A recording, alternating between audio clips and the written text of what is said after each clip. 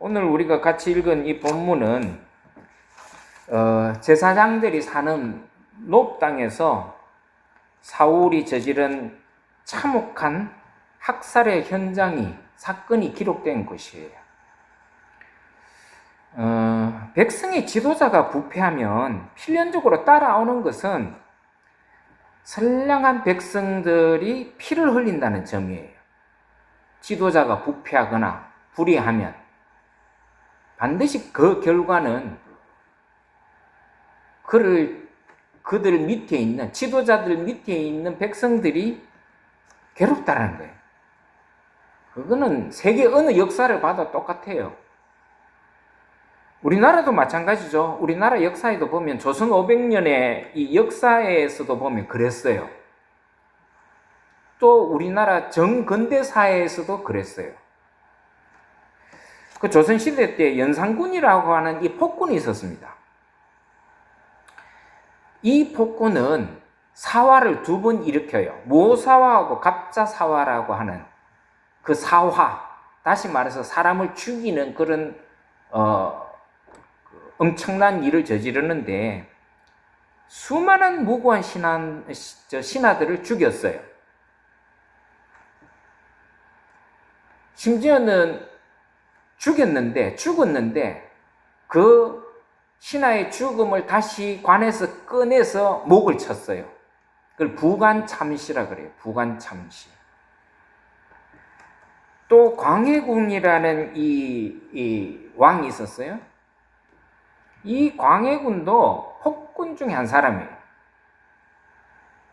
이 사람은 자기 이복 동생인 영창대군이라고 하는 이복 동생이 있었는데 이 이복 동생을 어떻게 죽였냐면은 귀양지에 보내가지고 그 귀양지에 이제 사는 집에 가다 놓고 방에, 조그마한 방이 있죠. 방에 가다 놓고 밖에서 다 걸어 잠가 버려요. 대못을 쳐서 못 나오게 만들고 그 아궁이에, 불 때는 아궁이에 계속 불을 지펴가지고 그 영창대군이 그 귀양 갔던 그 집에서 떠서 죽어요. 쪄서 죽인다는 거예요. 참 잔인하죠. 그래서 그거를 정살시킨다 그래요. 정살. 그러니까 뜨거운데 그냥 막 펄펄 끓는 그 방에다가 끓여서 죽이는 거예요. 끓여서. 참 이런 거 보면은 인간의 이 잔인함이라는 것은 말도 못해요. 근데 이 두 왕이 어떻게 됐느냐?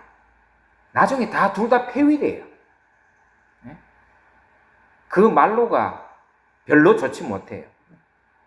그래서 반정이 일어나요. 중종 반정, 인조 반정 이래가지고 다 폐위돼요. 그래서 자기네들도 결국 유배당하면서 그 유배 이제 죽습니다. 우리나라 근대사에서도 그런 일이 많이 있었어요.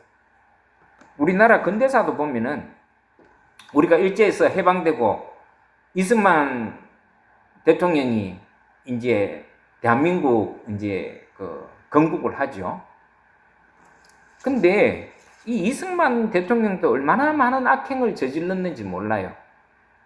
그 기록에 의하면 이 사람에게 죽은 사람이 적게는 10만 명, 많게는 30만 명이 죽었다 그래요. 참 대단하죠. 그냥 한국 이렇게 전쟁이 발발하고 전후로 해서 수많은 사람들을 죽였어요. 우리가 요즘 제주도 4.3 우리 근위는 잘 알죠? 거기 4.3 제주 사건에도 이 이승만 대통령이 거기다가 경찰, 군인 이런 사람들을 보내가지고 많은 그 제주도민을 학살해요. 그 수가 최소 2,000명, 많게는 한 10,000명이 그렇게 죽었다, 학살당했다. 또 여수에서도 많이 죽이죠. 그래서 참 이 이승만 대통령도 사람들을 너무 많이 죽였어요. 근데 이승만 대통령이 기독교인이거든. 기독교인이에요. 그럼에도 불구하고 이런 만행을 저질렀어요. 그리고 이제 서북 청년단이라고 여러분들 들어보셨는지 모르겠지만 이 서북 청년단들도 이게 기독교 단체예요. 그래서 이 서북 청년단이라는 이 그 우익 기독 청년 단체가 또 많은 사람들을 죽여요. 앞장서서. 근데 이게 보면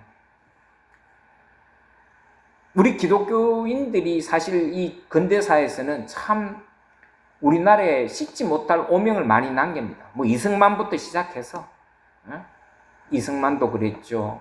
서북 청년단도 다 기독교인들이거든요. 그래서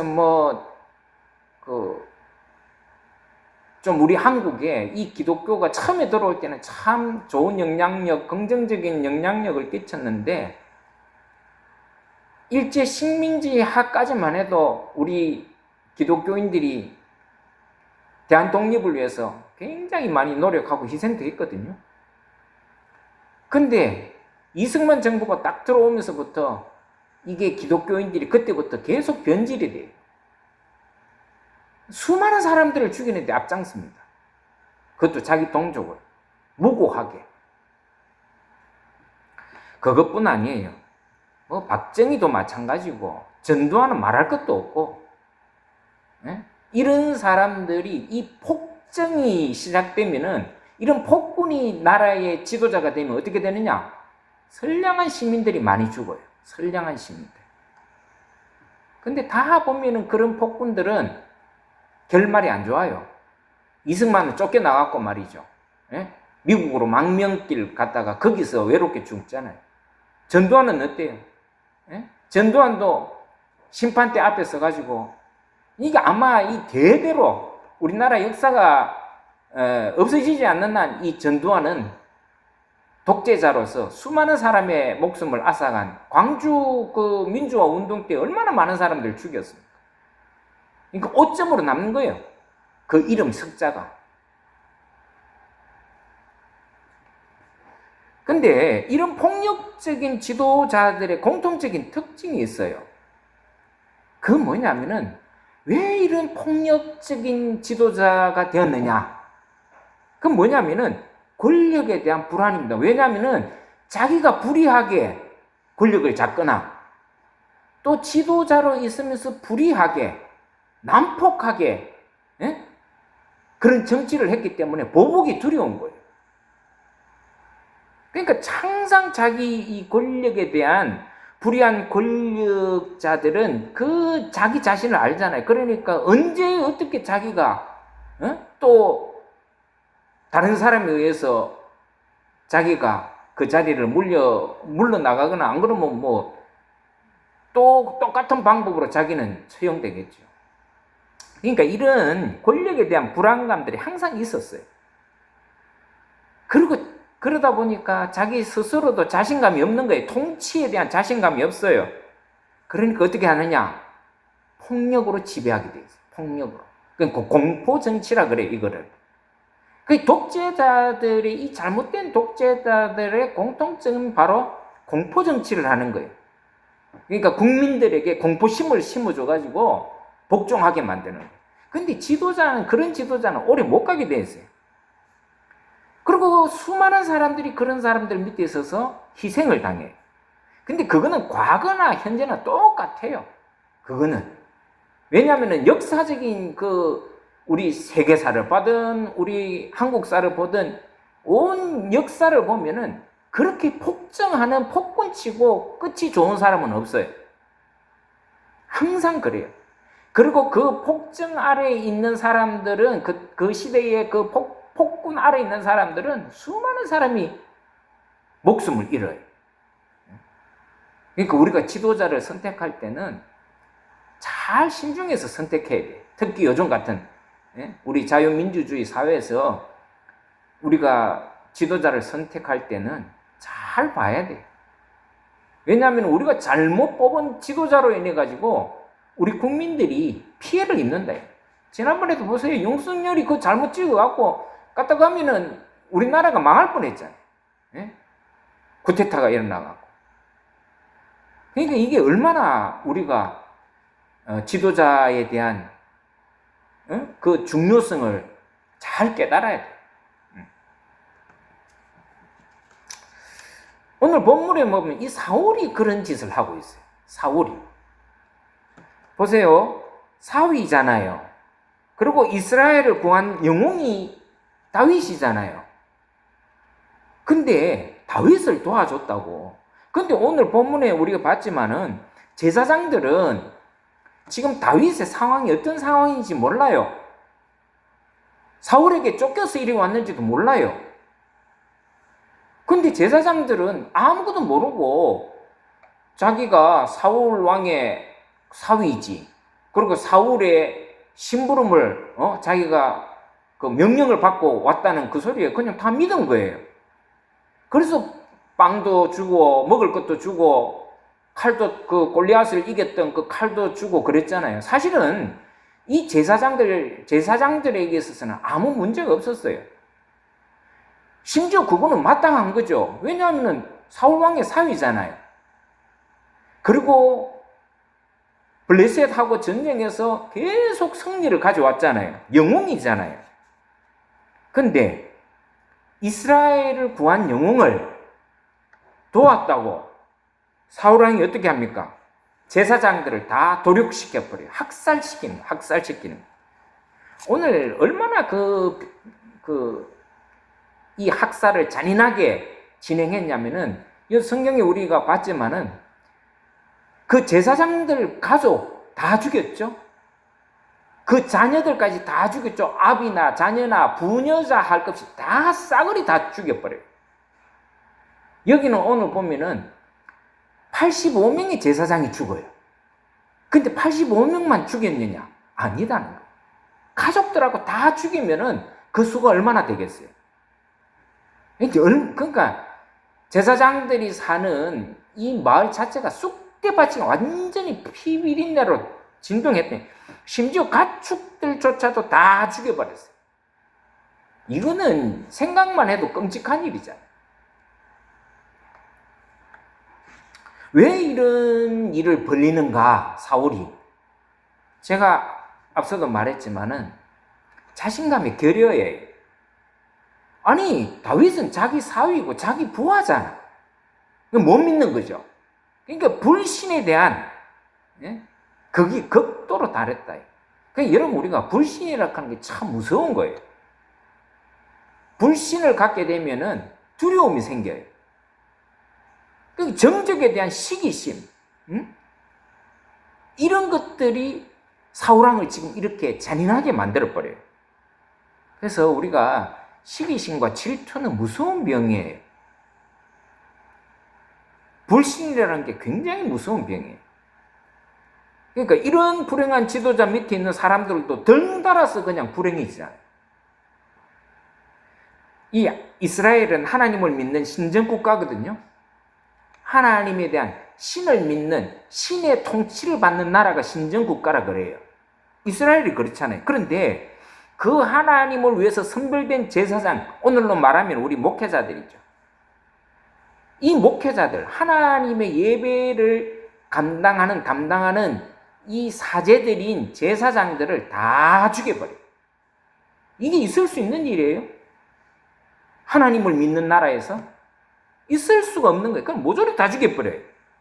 근데 그 명령을 받았던 군사들이 움직이질 않습니다. 두렵잖아요. 하나님의 제사장이에요. 그러니까 죽이라 그러는데 부하들이 움직이질 않아요. 못 죽이는 거예요. 이번에도 윤석열이 쿠데타 할 때 국회의원 의사당을 점령해라 그러니까 어떤 사람은 좀 멈칫멈칫하고 그 명령을 제대로 수행 안 한 사람들도 있었다고 얘기하잖아요. 그런 것처럼 똑같은 거예요. 사울왕이 그 당시에는 이 명령은 더 치엄했잖아요. 왕이니까. 그런데도 군사들이 동요를 하는 거예요. 왜냐하면 자기네들도 생각해보니까 이건 말이 안 되는 명령이거든. 그러니까 멈칫하면서 그 명령을 거부해요. 그런데 요때 나타나는 사람이 있어요. 그게 오늘 본문에 보면은 누가 나타나요? 도액이라는 사람이에요. 도액. 제가 지난번에도 말씀드렸죠. 도액은 어느 나라 사람이에요? 에돔 사람이에요. 이스라엘 사람이 아니에요. 이 도액이라 에돔 사람 도액이 나서서 제사장 85명의 목숨을 다 거둬버려요. 죽여버려요. 왜냐? 자기는 이스라엘 사람이 아니니까. 관계없다라는 거예요. 이 사람은 하나님의 눈치를 볼 이유가 없는 사람이에요. 다른 이스라엘의 군사들은 아무리 사울 왕의 명령이지만 제사장을 죽이는 거는 이거는 감히 상상도 못하니까 하나님을 의식했다는 얘기예요. 근데 도액은 하나님을 의식합니까? 이 사람들은 신앙이 없는 사람들이에요. 근데 이 사람이 나서서 다 죽여버려요. 왜냐? 이 도액, 에돔 사람 도액은 이스라엘에 얹혀 사는 사람이에요. 이방인들 말이에요. 그러니까 누구 눈에 들어야 됩니까? 사울왕 눈에만 들으면 되는 거예요. 하나님의 눈치를 보지 않는 거예요. 그러니까 사울왕의 눈에 들어야 자기가 산다라고 생각하는 사람이에요. 완전히 아청꾼이죠. 그래서 사울의 명령에 우물쭈물하는 이 부하를 대신해서 도액이 나서서 제사장들 다 죽여버려요. 그리고 그 가족들도 다 죽여버려요. 참 불행한 일이죠. 여러분, 우리가 이게 성경으로 봐서 이게 이 상황이 상상이 안 가지만은 여러분 생각해 보세요. 제사장들이 사는 그 마을에 제사장 85명이 다 죽어요. 몽땅 죽습니다. 그들만 죽어요? 아버지도 죽죠. 그들의 아버지도 죽죠. 아들도 죽죠. 처자식 다 죽여버렸어요. 그러니까 이거는 상상이 안 가는 거죠. 우리가 이제 광주 민족 운동 때 많은 사람이 죽었다고 그러는데 그거는 우리가 직접 안 보는 이상은 그 상상할 수 없어요. 그 비참함. 그 다음에 여러분 가끔 영상에도 나오잖아요. 군인들이 무차별하게 그냥 막 사람들을 그냥 몽둥이로 때리고 죽이고 질질 끌고 가고 그것만 봐도 비참한데 거기서 총을 쏴서 자기 자국민들을 지키라고 하는 군인이 자국민들을 그리 무참하게 사살하고 뭐 피비린내 나고 그 관 봤잖아요. 그 강당에 수많은 관이 태극기에 덮여서 죽어 있는 모습을 우리가 가끔 보잖아요. 그러니까 현장에서는 오죽했겠냐. 치를 뜨는 일이 난 거예요.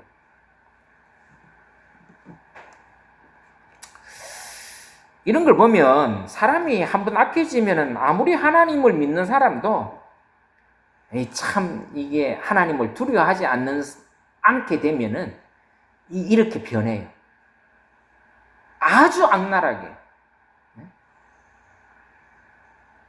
근데 여러분, 사울왕이 이렇게 악랄하게 제사장들을 몰살시키고 학살하고 나서 나중에 그 결과가 어떻게 되느냐? 우리가 앞으로도 성경에 보겠지만은 사울왕 가문이 비참하게 몰락합니다. 아주 비참하게 몰락해요. 자신을 비롯해서 온 가족이 다 비참하게 죽습니다. 미갈도 나중에 죽어요. 다윗의 아내 미갈도. 왜 이런 불행한 일이 일어난가? 여러분, 이게 뭐냐면 하나님을 두려워하는 사람과 하나님을 두려워하지 않는 사람의 차이예요. 하나님을 두려워하는 마음, 이 신앙을 잃어버리는 인간이 한번 타락하잖아요. 그러면은 어디까지 타락하는가를 보여주는 좋은 선례예요. 저도 이렇게 가끔 만나는 사람들 중에서 한때는 예수 잘 믿다가 예수 안 믿는 사람으로, 그러니까 하나님을 부정하는 사람들로 바뀌는 사람들 저는 가끔 만났어요. 심지어는 제가 어떤 사람을 만났느냐 하면은 신학을 전공했어요. 신학까지 했어요. 앞으로 목회자로 걸어가야 될 사람인데 신학을 나온 사람임에도 불구하고 예수 안 믿는 사람, 그러니까 넌크리스찬이 되는 거예요. 된 사람을 만났어요.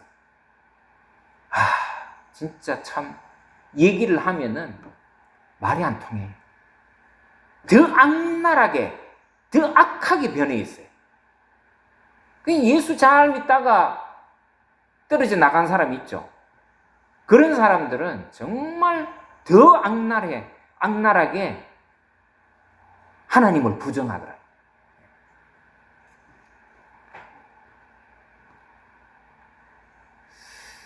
반면에 다윗은 그 학살의 현장에서 겨우 도망쳐 나온 아히멜렉의 아들 아비아다를 품어줘요.